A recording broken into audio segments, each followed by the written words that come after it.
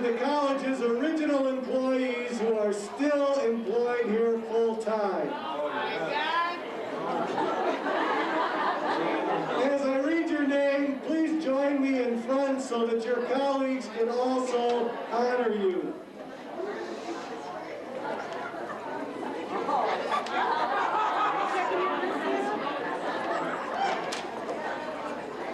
A visit to Moraine Valley. 'Twas the decade of the 60s, and all through the Southwest, everyone was stirring. They just couldn't rest, for a college was coming in the Valley of Moraines, where they teach diverse students and nurture their brains. 'Twas our own Moraine Valley, founded in 1967. Of the original employees, today remain 11. Hundreds of staff have come and gone through the years. To those who've been with us since the start, we give you 3 cheers.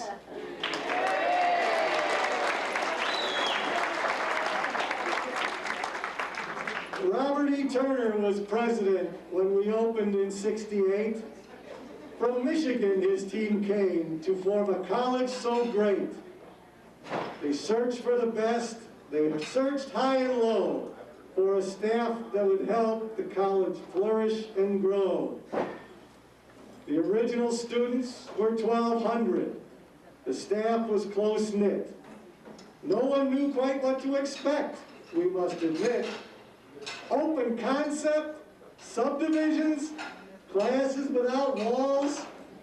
You heard the philosophy discussed in meetings and the halls. Teachers banded together to create vertical teams. When Sharon Fritz thinks about those years, her face, it just beams. Come up here. Explaining the world's history, his efforts never feeble, came our resident muse and inspirational Nelson Diebel. Promoting the sciences, Lynette Staudinger does well. From her lectures and labs, she has many a story to tell. While Luann Tiernan has taught German for a number of years, she also teaches communications, which is respected by her peers. To encourage those students who have a flair for art, to their great advantage, Mary Ellen Ponsford takes it to heart. Another original is Dolores Myers, who works in the LRC. Of Moraine Valley Community College, she is as proud as can be. Irene Brody heads developmental education. When the students succeed, her face shines with elation. In Building A is our press operator with ink on her hands. Dorothy Boonstra completes our printing as the college expands. There's our charming Dean of Counseling and Advising. Pete Frigo is his name. Helping students all of these years, and he still looks the same.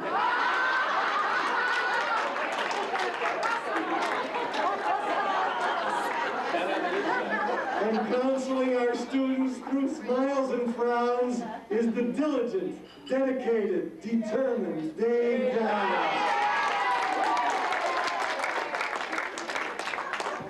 Sharing biology, Ann Donnersberger strives to help students know science, thus enhancing their lives. To the Moraine Valley Originals, we think it'd be nifty if you all still be here when the college turns 50.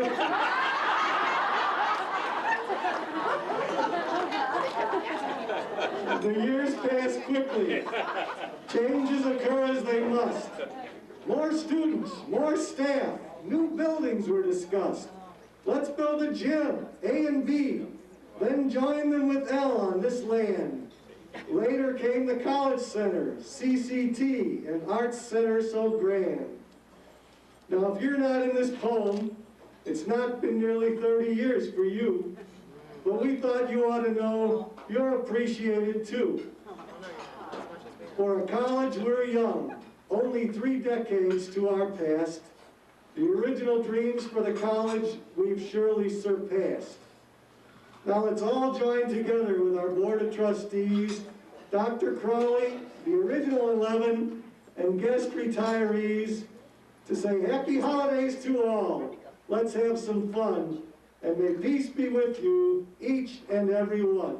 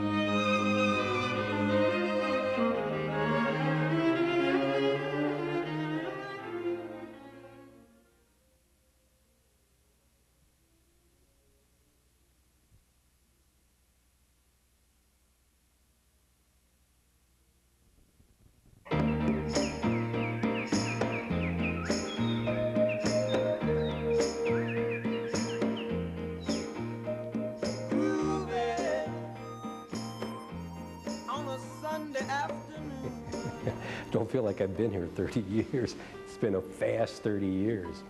When I came here, I was only 26 years old, and here I am practically 30 years later.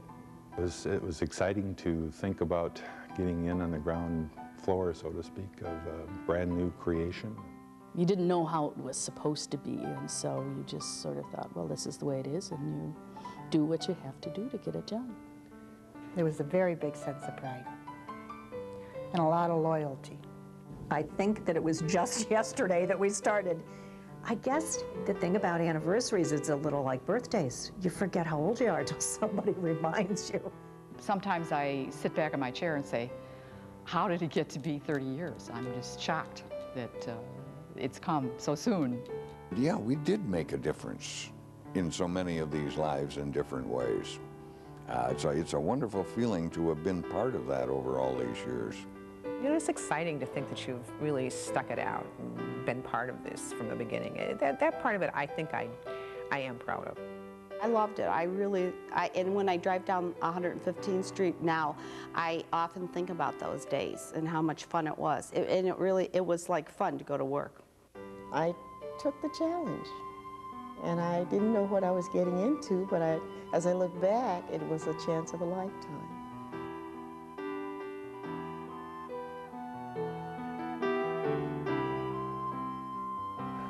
I'll never forget when I went there and saw the factory buildings that we were renting there, and I thought to myself, well, I wonder if this is really a good choice. And there was nothing. There were no walls, there were no tables, there were no chairs, there were no desks. There was nothing. And so, in fact, astounding was it that one of the people in my department, who was intended to have been in the department, a sociologist, never came back. Where's the campus? And Doris Fennessy said, you're in it. There was one suite of rooms. So I really got in kind of at the beginning. It was nothing like it was now. It was just on top of an old paint store at 92nd and Keating, and then we had the personnel office was at 95th Street on top of a bank, and the college itself was on 115th Street. There were just like 2 factories or storage units that they used as a classroom. We started out with 1,200 students in the fall of '68, jumped up to 1,500 in the spring semester, which was kind of unusual at that time. So it was an intimate campus, as you can imagine, with 2 warehouses on 115th Street, with classes and offices in those warehouses.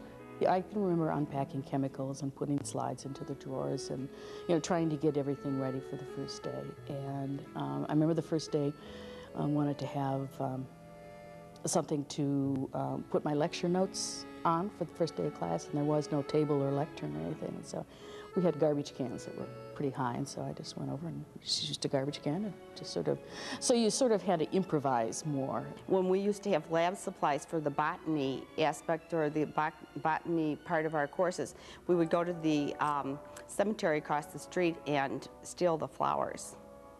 And I mean, I used to think, what are we doing here? Well, we weren't here. We were on 115th Street in warehouses, and there was an adventure. There was a sense of adventure there that I definitely liked.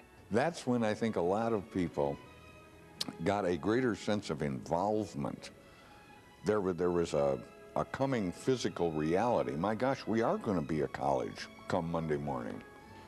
In the early days, offices were just big open areas, and our desks were right next to each other, so it was a little easier to communicate and to share information and feelings and understanding about things that happened. They were pushing the open concept, and in fact, Nelson Diebel used to teach down the hall from me, and he has that real booming voice. And I mean, my students heard a lot about Julius Caesar in my biology class. It was a challenge, but sometimes we'd go around to the corner and say, we really can't do what we're doing. Would you mind keeping it down a bit? But it was that type of camaraderie where everyone knew everybody else and no one got upset. They didn't bother. They would say, we're sorry, we'll cut down the noise. The circulation desk was, at that time, was my secretarial desk. And I think, I'm not quite sure, but I think that we were there about a year, and then eventually we moved on campus and we moved over into the 900 building. People used to call up and say, where's the campus? They say it's out on 111th Street and 88th Avenue. And I'd say, well, and they said, there's nothing there. And I said, well, do you see those chicken coops? And they said, yeah. I said, that's Moraine Valley. I remember in '69 when we had both campuses open. So I had a 9 to 12 o'clock class over on 115th Street. And then I had a noon class over here. And that made it a little difficult in terms of, so I would let one class out early, start the other one late, and then try to make the, traverse the distance in between. And I only got 2 speeding tickets during that semester. And then fortunately, we were able to close down that campus the second year. We were working out of huts, as you might have known. We always called them the Quonset huts. And of course, the first one I was in, which was 1200 building, burned, and my record of having taught here in Moraine must have burned with it. For most of us, I believe, that started in the early years, the final elimination of those awful old temporaries was a big step forward. There's something I don't even feel mildly nostalgic about, that they're gone. Sweet dreams till sunbeams find you. Sweet dreams that leave all worries behind you. But in your dreams, whatever they be, dream a little dream. But I remember when they tore the 1500 building down, I was standing there with tears running down my face because that was 25 years of my life that was being destroyed. We used to, I remember back in the early days, we would call ourselves the pioneers because we were pioneering a whole new effort in the southwest suburbs. And in fact, we used to have picnics, staff picnics, where you'd bring your family, your wife, your children, and in fact, we went to Pioneer Woods down 107th Street to have our pioneering picnics. And I still remember that. I think the camaraderie was probably the one significant characteristic of those days that I remember. Just the camaraderie that existed with the staff as a whole. Just knowing that we were all in this together. there was more of a closeness, of course, because we really got to know people. We got to know their ways, and in fact, very often we had an area that we would have lunch. We often got to know one another. The students were very active, very involved. I think a key to that is that they were aggressive about being on a first-name basis. They didn't want to know that your name was Miss McCoy. They wanted to call you Sharon. They wanted to establish that sense of equality that they had somehow picked up on in that 60s educational mode. From the teach-ins back in the 70s, when chaos was more the rule than the exception sometimes around here. But it proves the flexibility of the people. That was not a particularly good period in our history when Vietnam was shaking everything up. But it sure was exciting. And this institution adjusted to it. But now we have a more, to my mind, a more collegiate-looking campus, and now it's so much prettier. And the quad gives it, I think, a little more status. It looks more, like I said, collegiate. It's a real college. It just looks great. Kids are outside talking and studying and lying on the lawn. The buildings are spread out. It truly does have, for a campus in an urban area, a very wonderful Midwestern small college sense about it. Our enrollment keeps going up, and what I'm hearing as a college, I think that we're doing a good job. We've expanded. We have a lot more programs, and we're doing more for the community. So I think that it's true that Moraine's a very important place, and it's been playing its role for the areas around here. The fact that you have, or the other staff that you have 11 here after 30 years, and there are a lot behind us that have got their 20-some years in. And so I think that's a testament to the fact that this is a good working environment. I wouldn't trade this experience the last 30 years for anything. It's a funny feeling, you know, because 30 years, I mean, to me, went really, really fast, you know, super fast. It doesn't seem like, I mean, it's kind of scary. Being able to give people an opportunity to improve their lives is probably the best thing we could say about Moraine Valley. Any time that I had an itch to scratch, I just evaluated that, and I thought to myself, well, I think this place is going to be hard to beat, you know. It's one thing about Moraine Valley, it's never been boring. There's always something that pops up. It's a wonderful place. Found my husband, got my kids, you know, have wonderful students. It's been wonderful. I love teaching history and sociology. So, as far as I'm concerned, good choice. I don't know how I'm going to go down the road when I leave Moraine. I'm sure there will be tears because it's been my life. Sweet, sweet memories you gave made of this. The memories you gave me. Don't forget a small moonbeam. You can't beat the memories you gave me. Fold in lightly with a dream. The memories you gave me. Memories are made of this. You can't beat the memories you gave me. Stir carefully through the days. See how the flavor stays. These are the dreams you will savor with his blessings from above. You can't beat the memories you gave me. Serve it generously with love. You can't beat the memories you gave me. Memories are